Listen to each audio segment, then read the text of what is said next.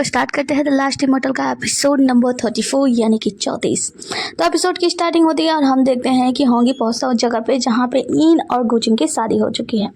अब इन दोनों की शादी को देखकर बाकी सभी लोग तो बहुत ही ज़्यादा खुश होते हैं और स्वर्ग से आशीर्वाद के लिए रोशनी निकल रही होती है, जो देखकर सभी लोग बहुत ज़्यादा प्रसन्न होते हैं कि स्वर्ग से आशीर्वाद मिल रहा है इन और गुजिंग का। ये लोग कितने अच्छे हैं, मतलब कितने अच्छे कपल है, स्वर्ग से भी आशीर्वाद मिल रहा है और सभी लोग यहाँ पे होते हैं पर किसी के ऊपर कोई भी असर नहीं होता। मतलब देखा जाए तो शैतानी कोई चालबाज यहाँ पे नहीं दिखता है। हम देखते हैं कि यहाँ पे होंगी जो होता है ना, ये सब कुछ देख रहा था तो वहीं पे यांगशुआंग आती है और कहती है कि होंगी का दिल तो टूट गया है पूरी तरीके से और वो उसके बारे में सोच रही होती है खड़ी खड़ी। फिर कहती है कि लेकिन जब मैंने फैसला कर लिया है कि मुझे मूव ऑन करना है, इससे दूर जाना है, तो फिर मैं उसके बारे में क्यों सोच रही हूँ। और वहाँ से मुड़ती है, दूसरी तरफ चली जाती है और जो गुजिंग और इन होते हैं इन लोगों को आशीर्वाद प्राप्त होता है। जिसके बाद हम देखते हैं इन जो होती है अपने कमरे में आती है तो गुजिंग उसके पीछे पीछे आता है। वो कहती है कि क्या तुम मेरा पीछा कर रहे हो। वो कहता है कि अरे नहीं, कैसी बातें करी हो मेरी प्यारी पत्नी, हम दोनों तो शादीशुदा जोड़े हैं ना, तो मुझे तो मैं इसके अलावा कहाँ जा सकता था। वैसे भी वुटुंग द्वीप जो है मेरा ससुराल है। तभी इन कुछ बोलती इससे पहले वो उसे गले लगा लेता है, कहता है कि शांत रहो, कोई है, कोई हम पे नजर रखे हुए है। तभी हम देखते हैं एक लेडी वहाँ पे आती है और कहती है कि मेरी महिला, हम आपके लिए ये शराब के जोड़े, मतलब जो एक और रस्म होती है उसके लिए लेकर आए हुए हैं। गुजिंग जो होता है ना यहाँ पे अपनी इनसे बहुत प्यार से बातें कर रहा होता है कि मेरी प्यारी महिला, आप बहुत ज़्यादा थक गई होंगी ना, आइए बैठिए थोड़ी देर आराम कर लेते हैं। उसे बड़े प्यार से बैठाता है। दूसरे सीन में हम देखते हैं हुआशु को। हुआशु के पिता जो होते हैं वो कह रहे होते हैं कि आखिर में ये सब कुछ क्या हो गया था। हुआशु कहती है कि पता नहीं क्या पिताजी, मतलब गुजिंग को क्या पड़ी थी वो इनसे शादी करने के लिए और इन भी पटाख से मान गई। मैंने इतने सालों से मेहनत की ताकि गुजिंग का मैं भरोसा जीत पाऊँ और ये सब हो गया। हुआशु की बात सुनकर उसके पिता कहते हैं कि ऐसा लगता है कि ये शादी ना जरूर कोई चाल है। तो हुआशु कहते पिताजी आपको ये चाल लगी है, पर क्यों। तो वो कहते हैं कि देखो पहले इन दोनों की शादी तय हुई थी लेकिन गुजिंग और इन दोनों ने मना कर दिया था, मतलब इन ने मना कर दिया था, लेकिन अब वो शादी के लिए आखिर में अचानक से तैयार क्यों हो गए।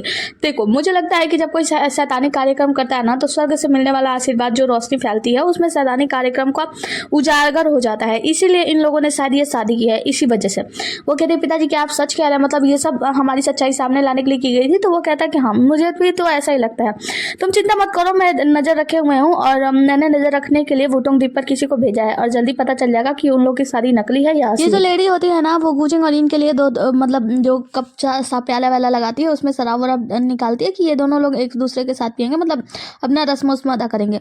जिसके पास ये इन दोनों से को बधाई देती है कि आप दोनों को बधाई और जल्दी आप लोगों का एक छोटा सा नन्हा सा मुन्ना सा बालक हो, और वहाँ से चली जाती है। अब गुजिंग जो होता है ना वो उसके सामने अच्छी बनने की कोशिश कर रहा था, लेकिन ये महिला जो होती है ना वो बाहर जाके हम देखते हैं ध्यान से सुन रही होते हैं। इन कहती है कि बस अब बहुत हो चुका, आप तुम जा सकते हो। वो कहता है कि शांत रहो और वो उसे इशारे करके दिखाता है कि देखो वो महिला वहीं पे है, मतलब उसकी परछाई दिख रही होती है। वो कहता है कि मेरी महिला आइए हम अपनी ये रस्म वाली भी पूरी करते हैं और हम देखते हैं वो लेडी जो होती है ना वहीं से परछाई उसकी दिख रही होती है। तो इन जो होती है वो कहती है कि आपने सही कहा, हम अपनी रस्म पूरी करते हैं, लेकिन हाँ इससे पहले हम एक काम करते हैं ना, चलते हैं चांद की रोशनी में देखने के लिए। और दूसरे सीन में हम देखते हैं कि हुआशु के पिता जो होते हैं वो कहते हैं कि हमने सारी प्लानिंग कर दी है, अभी जल्दी से जल्दी ये सच्चाई पता लग जाएगी, हमने किसी को भेजा है, हमें पता चलता है यही महिला यहाँ पे देखने के लिए आई है। जैसे वो महिला वहाँ से चली जाती है इन वहाँ से उठ के जाने लगती है, कहती है कि मुझे लगता है गुजिंग तुम अपनी जगह पे चले जाने चाहिए, तुम जाके सोफे पे सो जाओ और मैं यहाँ पे सोऊंगी। वो कहता है कि लेकिन तुम्हें पता है ना कि सब लोग हमारे ऊपर हर समय नजर रखे हुए हैं, हमें बहुत बच बचा के काम करना होगा। वो कहते हैं कि हाँ मुझे पता है और मुझे क्या करना है मुझे अच्छी तरीके से पता है, तो तुम्हें ज़्यादा वो करने की जरूरत नहीं है। और मैंने जो काम है वो फूचेंग को दे दिया है, फूचेंग अपना काम पर्पल माउंटेन पे कर रहा है, मतलब पर्पल चांद जो है वो निकलेगा वहाँ पे, जल्दी से जल्दी उस शैतान का पता लग जाएगा, तुम्हें कुछ भी करने की आवश्यकता नहीं है। गुजिंग कहता है कि हाँ मैं जानता हूँ, लेकिन एक बार हमें ये रस्म तो अदा कर सकते हैं ना। इन कहती है कि बिल्कुल नहीं, क्योंकि तुम्हें पता है ना हमने ये जो शादी की है वो नकली की है, तो इस नकली शादी के लिए कौन सी रस्म, और मैं किसी रस्म उसम को नहीं मानती, मतलब मना करती है। गुजिंग मुझे बहुत मनाने की कोशिश करता है लेकिन इन नहीं मानती है। तो आखिरकार गुजिंग कहता है कि ठीक है मैं नहीं, मतलब ठीक है जैसा तुम कहोगी मैं वैसा करूंगा। इन कहती है कि हाँ ठीक है। मतलब गुजिंग बताता है कि देखो हम दोनों ने शादी की है स्वर्ग के सामने, अगर हम लोग जिस दिन शादी को तोड़ेंगे उस दिन मुझे बहुत बड़ी सजा दी जाएगी, मैं वो सजा भुगतने के लिए तैयार हूँ। वो कहते हैं कि अगर हम दोनों ने साथ में शादी की तो हम दोनों साथ में सजा भुगतेंगे, तुम्हें अकेले करने की आवश्यकता नहीं है। तभी यहाँ पे जो इन होती है वो कहती है कि वैसे हम लोगों ने शादी की है तो मैं प्रॉपरली तुम्हारे साथ डिवोर्स भी लूंगी, और ये रहा डिवोर्स पेपर, 1 महीने बाद हम दोनों का डिवोर्स हो जाएगा। उसके बाद से तुम यहाँ से चले जाना, मतलब वुटुंग द्वीप से हमेशा के लिए चले जाना, कभी वापस मत आना।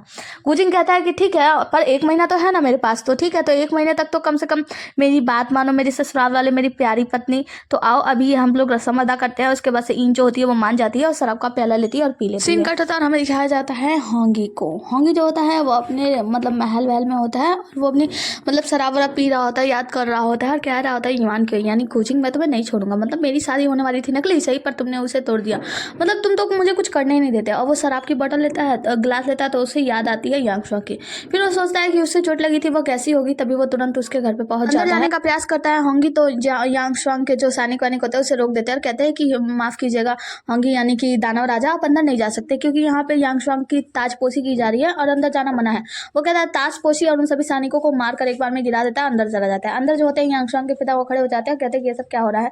होंगी जो होता है वो अंदर जाता है और यांगशुआंग से कहता है कि यांगशुआंग ये सब क्या है, मतलब तुम्हारी ताजपोशी की जाने वाली है, मुझे बुलाना तो दूर एक बार बताया भी नहीं, आखिर मैं तुम्हारा अच्छा दोस्त हूँ। वो कहती है कि अच्छा अच्छे दोस्त, क्या तुम्हें पता नहीं है होंगी कि तुम दानव राजा हो और मैं जो हूँ यांगशुआंग, ये हमारे कबीले की बात है। हमारे कबीले में ये छोटे जो ताजपोशी होती है वो कबीले का छोटा सा समारोह होता है, उसमें बाहरी लोगों का आना मतलब मना है, तुम्हें नहीं पता। वो कहता है कि अच्छा बाहरी लोगों का आना मना है तो फिर ये लियांगशी क्या कर रहा है।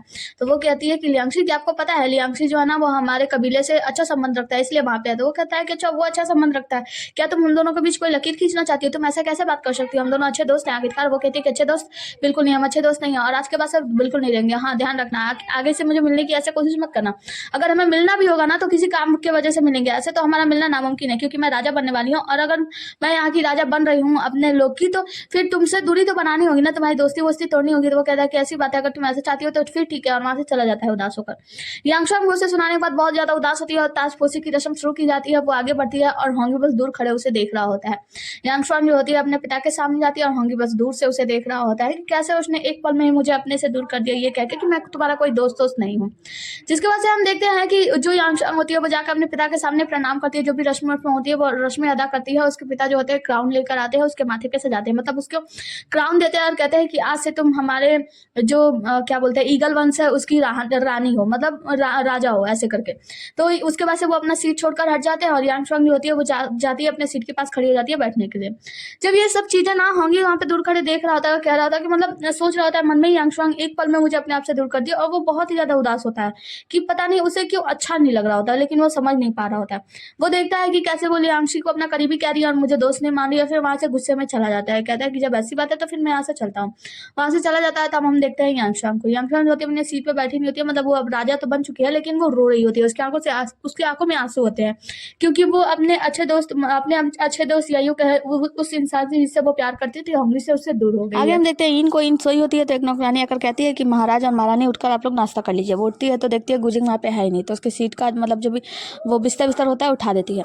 सीन कट होता है और हमें दिखाया जाता है गुजिंग को। गुजिंग जो है वो स्वर्ग से यातनाएं झेल रहा होता है और यहाँ पे उसका तलवार उसकी मदद कर रहा होता है। कहता है कि आपको फोनिक्स वर्ड की महारानी को लेकर आना चाहिए था क्योंकि वो यहाँ पे होती तो आप दोनों के बीच में इस जो सजा आपको मिल रही है उस सजा का बंटवारा हो जाता। वो कहता है कि नहीं मैं उसका पति हूँ तो मुझे उसकी रक्षा करनी चाहिए।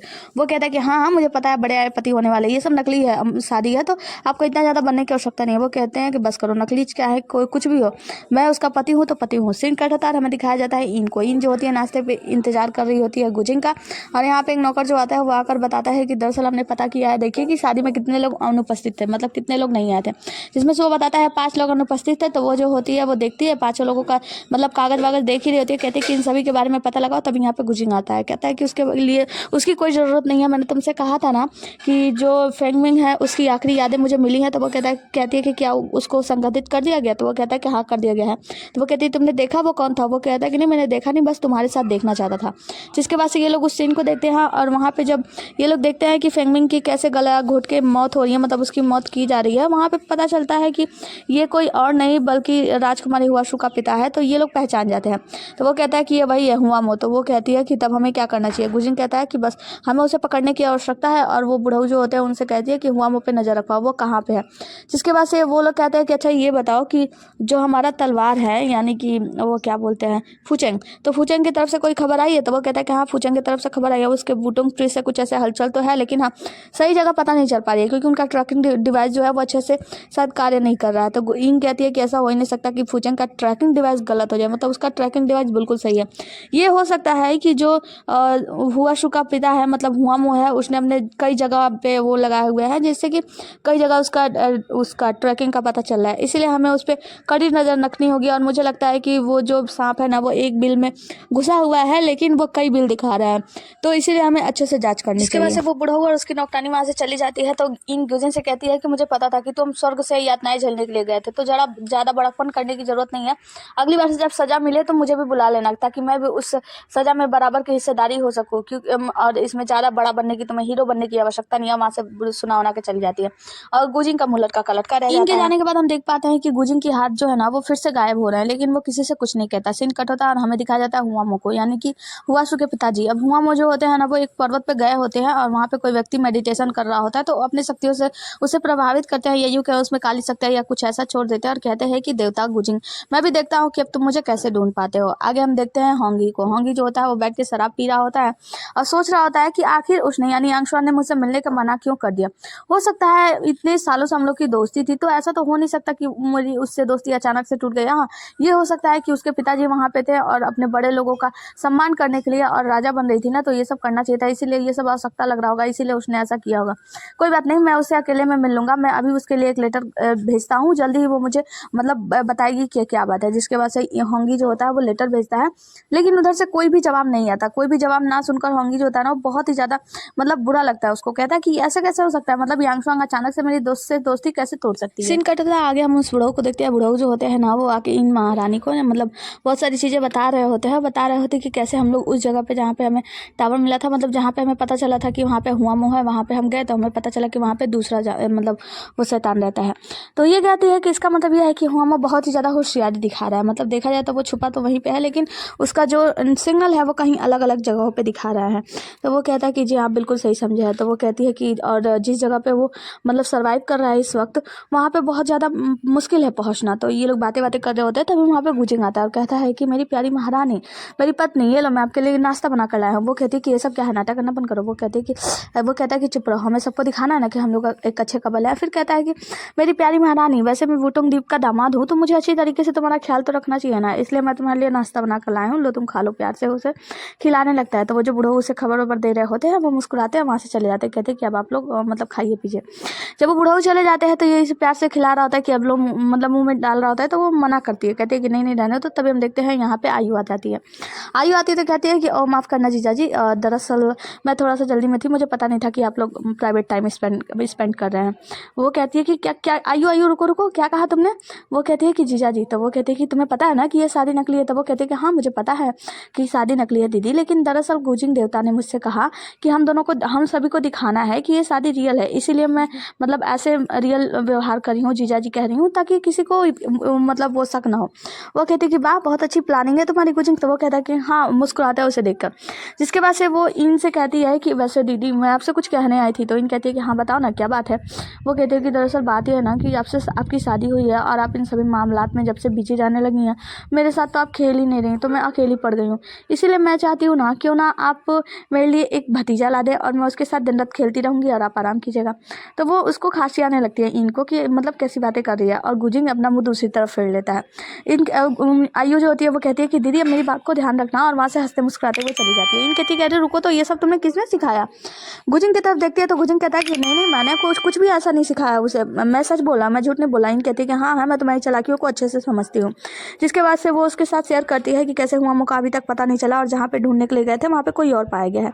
गुजिंग कहता है कि हाँ मुझे अच्छी तरीके से पता है, मैं तुम्हें बता दूं कि उसे पता लगाने के लिए ना, उसे ढूंढने के लिए मेरे पास एक रास्ता है। तो वो कहती है कि हाँ बताओ क्या करना होगा। तो वो बताता है कि दरअसल जो वो है होंगी है ना, उसके पास 10 फर हैं। उस 10 फर में से मतलब हमें उसके कुछ पूछे वगैरह जो है वो लेना होगा, और कुछ पूछे लेने के बाद हम लोग उसका मतलब पता लगा सकते हैं उनके पूछों से कुछ रिचुअल करके।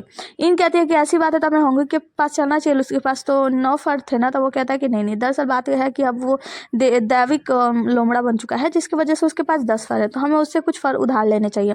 इन कहती है कि ठीक है फिर चलते हैं, और सीन कट होता है, हमें दिखाया जाता है होंगी को। होंगी जो होता है ना वो कहता है कि अच्छा बहुत हुआ यांगशुआंग, तुम मतलब बहुत ज़्यादा बनी हो ना, तो अब पछतावा मत करना, तुम मुझसे दोस्ती तोड़ना चाहती हो ना, तो ठीक है अब पछताना मत इस बात के लिए। अब बहुत ज़्यादा गुस्सा होते हुए अंदर आ रहा होता है। जब वो अंदर आता है तो देखता है वहाँ पे इन और गुजिंग है।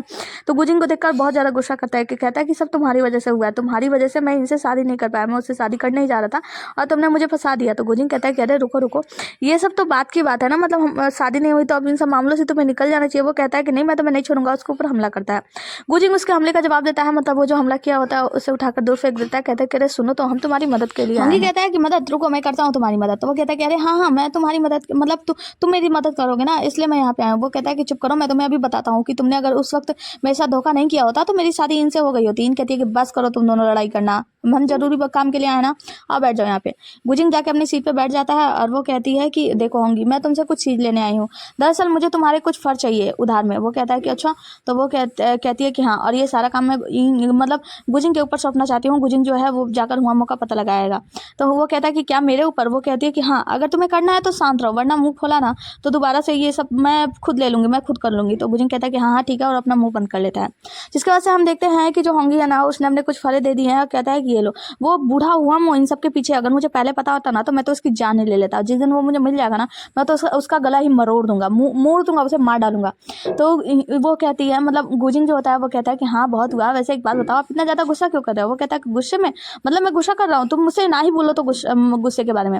तो गुजिंग कहता है कि अरे शांत हो जाओ। तो वो कहता है कि शांत कैसे शांत हो सकता हो? तो वो कहता है गुजिंग की अच्छा, तो तुम्हें हुआमो को पकड़ना है और इतनी कम फरे दे रहे हो, रुको मैं तुम्हारी और फरे ले लेता हूँ। और उसकी और सारे फरे जो होता है नोचने के लिए दौड़ाने लगता है।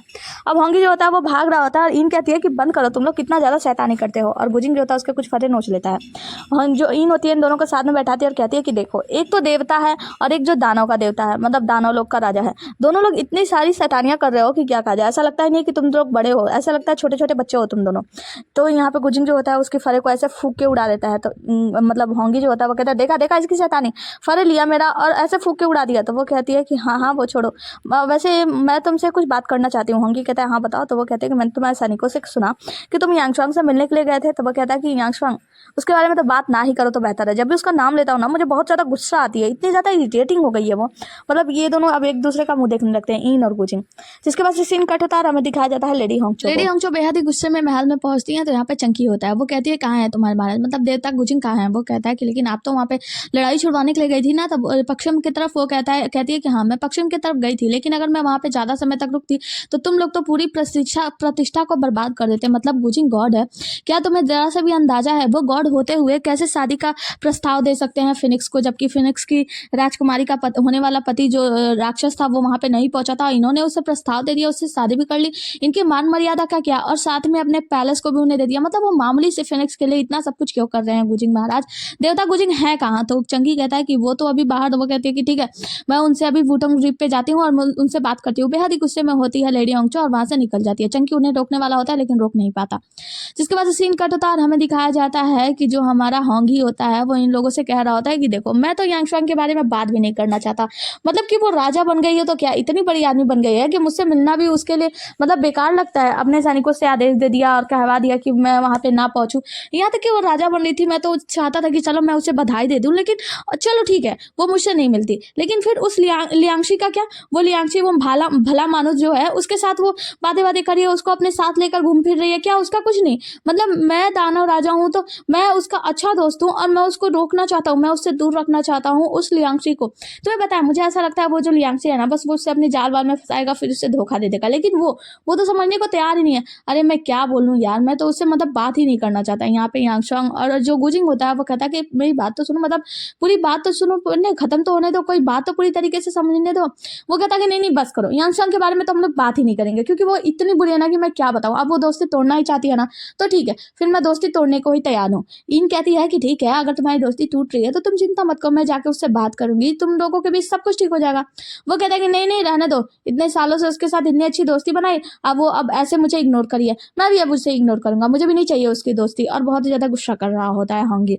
इन कहती है कि ठीक है खैर तुम उससे दोस्ती नहीं करना चाहते तो कोई बात नहीं है, और मेरे पास तो अभी भी समय है, मैं चलती हूँ यांगशुआंग से मिलने के लिए और उसे बधाई देने के लिए, क्योंकि वो ईगल वर्ल्ड की महारानी यानी राजा बन चुकी है। तो मैं तो चली उसे बधाई देने और वहां से चली जाती है। अब जब यहाँ से इन चली जाती है तो यहाँ पे जो होंगी होता है उसे रोकने का प्रयास करता है लेकिन वो रुकती नहीं है। उसके बाद से जो गुजिंग होता है वो कहता है कि खैर हो चुका, मतलब इन जो है मतलब मेरी पत्नी जा चुकी है यांगशुआंग के पास बधाई देने के लिए, तो मुझे भी यहाँ पे ज्यादा देर मतलब ज्यादा समय रुकना सही नहीं होगा ना, तो फिर मैं भी निकलता हूँ और वहां से जाने लगता है। होंगी कहता है कि रुको, तो तुम अभी नहीं जा सकते, अभी थोड़ी देर और बैठो ना मेरे साथ। गुजिंग कहता है कि क्यों, क्या तुम्हें मुझसे और भी लड़ना है? वो कहता है कि अरे नहीं यार मैं तुमसे लड़ाई नहीं करना चाहता, मैं बस चाहता हूँ कि तुम्हारे साथ कुछ बातें क्लियर कर लूँ। गुजिंग कहता है कि हाँ बताओ। वो कहता है कि देखो मैं तुमसे सबसे पहले ये बता देना चाहता हूँ ना कि जो इन थी ना उसके लिए मेरे मन में बहुत सारी भावनाएं थी। मतलब उसको देखकर मेरा मन मचलता था, मेरा मन में अजीब अजीब ख्याल आते थे, मैं उसको पाना चाहता था, मैं उससे बहुत प्यार करता था। लेकिन ये जो है ना मतलब आइन जो इस बार आई है फायर फिनिक्स की महारानी, वो उसके लिए मेरे मन में कोई मतलब खास ऐसी फीलिंग नहीं है। माना कि ये शादी जो है वो नकली था, मैं एक बार ट्राई करना चाहता था कि वो जो फीलिंग है वो फिर से आती है कि नहीं, लेकिन सच बताऊँ तो इस इनके लिए ना मेरे मन में ऐसी कोई भी मतलब फीलिंग्स नहीं है। जो फीलिंग्स थी ना वो सिर्फ इनके लिए थी, उसे मैं बहुत पसंद करता था, प्यार करता था। लेकिन मुझे उम्मीद है कि तुम इसके साथ कभी भी बुरा नहीं करोगे, जैसा कि तुमने इन के साथ किया, उसका दिल तोड़ा। अब तो 5 फिनिश की महारानी फेंगिंग के साथ कुछ भी ऐसा मत करना। फेंगिंग का दिल टूटना नहीं चाहिए, वरना देख लेना, क्योंकि फेंगिंग अभी भी माना वो इन है, लेकिन वो बिल्कुल पूरी तरीके से बदल चुकी है। उसके चाल ढाल रहन सहन सब कुछ बदल चुका है। तो मैं तुमसे इस बात का अनुरोध करता हूँ और मैं उम्मीद करता हूँ कि तुम उसका दिल नहीं तोड़ोगे। गोजिंग कहता है कि भाई तुम फिक्र मत करो, मैं उससे बहुत प्यार करता हूँ और मैं उसका दिल बिल्कुल नहीं तोड़ूंगा। और हाँ, यहाँ पे कहता है होंगी कि अच्छा एक काम करना, इन मतलब फेंगिन जो है ना, वो जो चाहे जीवन में उसे वो चीज़ मिलने देना, मतलब उसे वो हर एक खुशी देना जो वो चाहती है। गुजिन कहता है कि तुम्हें फिक्र करने की जरूरत नहीं है, मैं उसे हर एक खुशी दूंगा जो मेरी इन चाहती है, मतलब जो मेरी फेंगिन चाहती है। अच्छा सच बताओ तो मैं उसे इन थी तभी प्यार करता था और आज फेंगिंग है तभी बहुत प्यार करता हूँ, और मैं उसे कभी दूर नहीं होना चाहता। तो ये जो होता है ना, जो होंगी होता है, वो कहता है कि चलो ठीक है। तो फिर गुजिन कहता है कि वैसे अब मैं जाने वाला हूँ, तो मैं अभी तुमने अच्छे दोस्त की तरह कुछ अच्छी बातें बताई हैं, तो मैं तुम्हें एक बात बता देना चाहता हूँ। तुम एक बात बताओ, क्या तुम्हारे लिए यांग शुआंग की फीलिंग बस एक दोस्ती है? तो वो कहता है कि हाँ, और नहीं तो क्या दोस्ती, वो भी तो वो खत्म करना चाहती है। तो गुजिन कहता है कि अरे इतना गुस्सा मत करो, पहले शांति से सुनो। तुम उसे सिर्फ दोस्त मानते हो, तुम एक बार अपने दिल पे हाथ रखो। अगर तुम्हें उसके बारे में उसके फीलिंग्स को समझना है ना, तो दिमाग से नहीं बल्कि दिल से सोचो। यहाँ से सोचो कि यांग शुआंग तुम्हारे लिए क्या है। वो हजारों साल तक तुम्हारे साथ रही, क्या तुम्हारे मन में बस उसके लिए एक दोस्त वाली फीलिंग है? ये सारी बातें जो है ना, गुजिंग जो है होंगी के दिमाग में भर देता है और कहता है कि तुम थोड़ी देर आराम से बैठो और फिर इसके बारे में सोचो, फिर बात करना, और वहां से चला जाता है। गुजिंग के जाने बाद होंगी कहता है कि क्या मतलब यांग शुआंग के बारे में मैं दिमाग से ना सोचकर दिल से सोचूं? और दिल पे हाथ रखता है और याद करता है यांग शुआंग। तो इसके मन में मतलब एकदम उदल फुदल होने लगता है और फिर कुछ बारे में सोचने लगता है। आगे किसी में हम इन को देखते हैं, इन जो होती है यांग शुआंग को समझा रही होती है कि मैंने सुना कि तुम्हारे और होंगी के बारे में कुछ ठीक नहीं चल रहा है। वो कहती है कि खैर छोड़ो ना यार। तो इन कहती है सबसे पहले तो तुम्हें बहुत बहुत कंग्रेचुलेसन यांग शुआंग, तुम्हें बहुत बहुत बधाई हो, क्योंकि तुम ईगल वर्ड का राजा बन चुकी हो। वो कहती है कि हाँ, और देखो मैं राजा बन गई हूँ ना, तो बहुत सारी जो जिम्मेदारियां हैं मेरे ईगल वर्ड के लोगों की, जो आशाएं हैं, वो सारी आशाएं ना मैं तोड़ना नहीं चाहती हूँ। और दरअसल ये जो होंगी है ना, ये दानव लोग का राजा है, और मैं नहीं चाहती कि ऐसे व्यक्ति के पीछे मैं भागूं जो मुझे कोई जवाब ही ना दे, मतलब उसके तरफ से कोई रिस्पॉन्स ही ना हो और मैं उसके पीछे पीछे भागती रहूं। और मैं अपने ईगल वर्ड का नुकसान नहीं चाहती, मैं नहीं चाहती कि मेरे ईगल वर्ड्स के जो लोग हैं उन लोगों को कोई भी परेशानी हो और दिक्कतें झेलनी पड़े। इसीलिए मैंने सोचा कि ये जो पुराने रिश्ते हैं ना, इन सभी रिश्तों को तोड़ ही देना चाहिए, मतलब इन सभी रिश्तों को छोड़ देना ही बेहतर है। आगे मतलब आगे अगर सब कुछ फ्यूचर में सब कुछ ठीक करना है तो मूव ऑन तो करना पड़ता है ना यार। तो इन कहती है कि हाँ ठीक है, तुम जो चाहती हो ना, तुम जैसा फैसला करोगी ना, मैं तुम्हारे साथ हूँ। तो यहाँ पे यांगशांग कहती है कि बिल्कुल तुम्हें मेरा साथ तो देना चाहिए, क्योंकि मैं तुम्हारी दोस्त हूँ। वो कहते हैं कि हाँ, हम दोनों अच्छे दोस्त हैं। और इसी के साथ यह एपिसोड यहीं पे समाप्त होता है। मिलते हैं अगले एपिसोड में, तब तक के लिए बने रहिए हमारे साथ। Ta-ta bye bye, take care. और हाँ, वीडियो को लाइक करना बिल्कुल मत भूलना। Okay, bye bye.